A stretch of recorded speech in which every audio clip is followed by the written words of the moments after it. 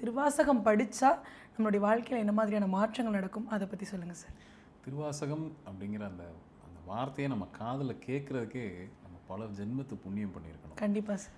அந்த திருவாசகத்தை வந்து படிக்கிறதுக்கும் சரி, அந்த வார்த்தை காதில் விழுறதுக்கே பல பிறவிகளில் நம்ம புண்ணியம் சேர்ந்துருந்தால் மட்டும்தான் இந்த பிறவியில் நம்ம கேட்கவோ பார்க்கவோ படிக்கவோ முடியும். சரி, இந்த திருவாசகம்ன்ற நூல் என்ன அப்படின்னா, அதுலேயே ஒரு வார்த்தை வரும், ஒரு வாசகம் வரும், அவன் அருளாலே அவன் தாள் வணங்கி அப்படின்னு.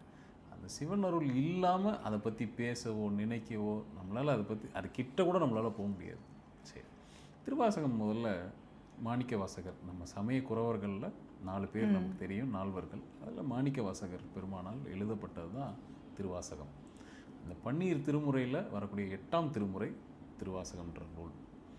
இந்த நூலை ஒரு ஒரு ஒரு பரம்பொருளை பற்றி இதுக்கு மேலே யாரும் உணர்ச்சி பூர்வமாக எழுத முடியாதுங்கிற அளவுக்கு ரொம்ப உருகி உருகி உருகி எழுதியிருப்பாங்க. அதனால தான் திருவாசகத்துக்கு உருகாதார் ஒரு வாசகத்துக்கும் உருகார் அப்படின்ற வாசகமும் இருக்குது.